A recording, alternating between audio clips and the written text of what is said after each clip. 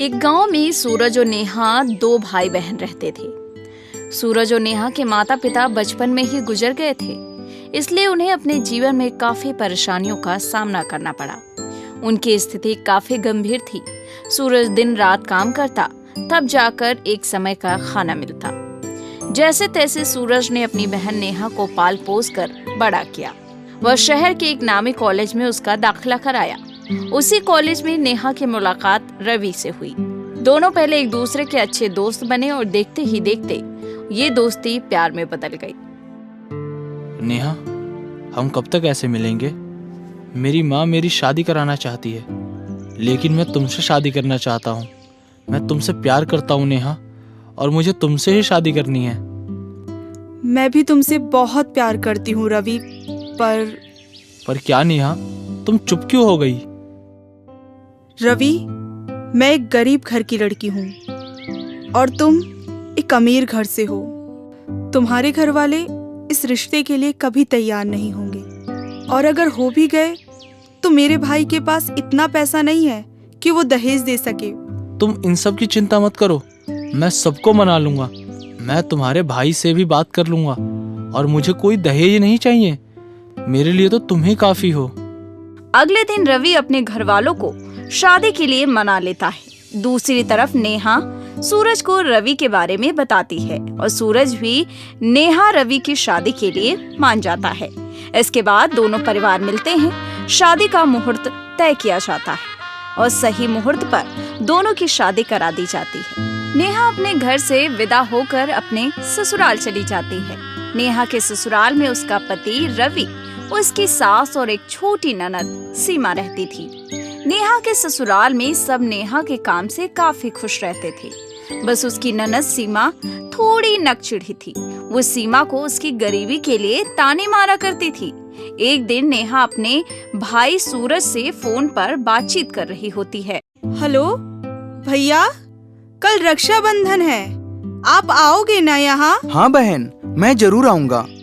ठीक है भैया, मैं इंतजार करूंगी आपका। अरे कर ली भाभी अपने फटीचर भाई से बात। कल तो रक्षाबंधन है, कुछ तोहफा लेकर आएगा वो तुम्हारे लिए, या खाली हाथ ही आ जाएगा? मेरा भाई रक्षाबंधन पर मेरे साथ हो, यही मेरे लिए तोहफा है। हाँ, अब दिल को बहलाने के लिए कुछ भी बोल दो, क्या जाता है।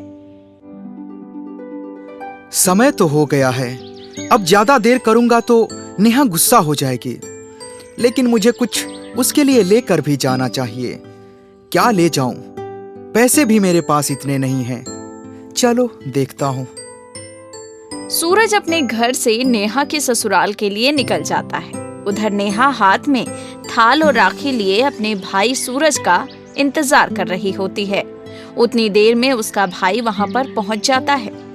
भैया, आपने आने में इतनी देर क्यों लगाई? बहन, वो थोड़ा काम में फंस गया था, इसलिए थोड़ी देर हो गई। अब तू लड़ना बंद कर और मुझे राखी बांध दे। ठीक है भैया, ये लो। ये ले बहन, तेरा तोहफा। वाह भैया, ये तो बहुत सुंदर है। हाँ, क्या खाक सुंदर है। ये तो मुझे 200-300 रुपए की कोई लोकल पायल लग रही है। क्या भाभी, ये भी कोई तोहफा है?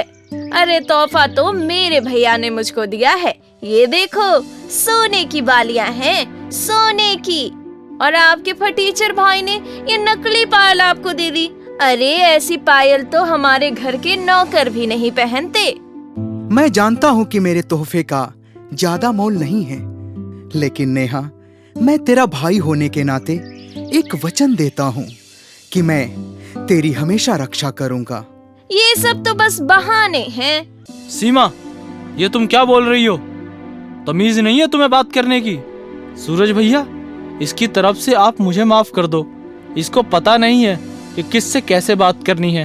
हमारे लाड प्यार ने इसको बिगाड़ दिया है ना। कोई बात नहीं रवि, मैं किसी बात का बुरा नहीं मानता। अच्छा सुन नेहा, मैं चलता हूँ। भैया, थोड़ी देर और रुक जाते। अभी आए हो और अभी जा रहे हो। अरे नेहा, जब भैया कह रहे हैं जाने को तो जाने दो उनको। वो कभी और आ जाएंगे। अभी तो हमें भी मंदिर जाना है, भूल गई तुम? जंगल का रास्ता है वो, हम ज्यादा देर नहीं कर सकते। सूरज सबसे विदा लेकर वहाँ से अपने घर के लिए निकल जाता है। थोड़ी देर बाद रवि, सीमा और नेहा मंदिर के लिए निकलते हैं। भगवान के दर्शन करने के बाद वो अपनी गाड़ी से वापस घर की तरफ आ रहे होते हैं। रास्ते में एक घना जंगल पड़ता है। उनकी गाड़ी उस जंगल को पार कर रही होती है। तभी उनकी गाड़ी को चारों तरफ से कुछ डाकू घेर लेते हैं और उनकी तरफ बंदूक तानकर उन्हें गाड़ी से बाहर निकाल देते हैं। अरे इधर उधर क्या देख रहा है? ये बंदूक है, बंदूक। चल फटाफट उतर। और तू सुन क्या रही है? चल तू अपना मंगलसूत्र उतार। और तू कान की बाली उतार फटाफट, नहीं तो यही मार दूंगा। नहीं नहीं, छोड़ दो हमें, जाने दो, हमारे पास कुछ भी नहीं है। ओए, जो मांग रहा हूँ फटाफट दे दे, वरना तेरी राम कहानी यही खत्म कर दूंगा। भाग्यपूर्वक उस जंगल से सूरज गुजर रहा होता है। तभी उसकी नजर उन डाकुओं पर पड़ती है जिन्होंने नेहा, सीमा व रवि को पकड़ रखा था। ये देख सूरज चौंक जाता है। वो तुरंत उनको बचाने के लिए डाकुओं की तरफ भागता है और उन डाकुओं से भिड़ जाता है और बहादुरी के साथ लड़ते हुए उन डाकुओं को वहां से खदेड़ देता है और सबकी जान बचा लेता है। भैया, आज तो आपने हमारी जान बचा ली। अगर आज आप ना आते तो अनर्थ हो जाता। अरे मैं कैसे नहीं आता? मैंने तुझको वचन दिया था कि मैं तेरी हमेशा रक्षा करूंगा। मुझे वो वचन तो निभाना ही था। भैया, आप तो घर के लिए काफी पहले निकल चुके थे, फिर आप इस जंगल में क्या कर रहे हैं? इसका जवाब मुझको पता है। भैया पैदल ही घर जा रहे थे। पैदल? पर क्यों? क्योंकि इनके पास किराए के पैसे नहीं थे। मुझे पायल देने के लिए इन्होंने अपने सारे पैसे खर्च कर दिए। सीमा, भले ही तुम्हारे भाई ने तुम्हें सोने की बालियां दी, लेकिन मेरे भाई ने तो अपनी सारी जमा पूंजी मुझे दे दी।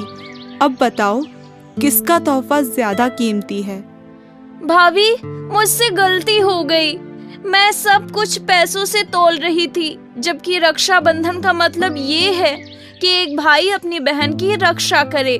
अब आगे से मैं कभी भी पैसों को लेकर आपको नीचा नहीं दिखाऊंगी। मुझे माफ कर दो भाभी। चल थोड़ी देर बाद ही सही, तुझे अकल तो आई। इसके बाद सभी खुशी खुशी अपने घर चले जाते हैं।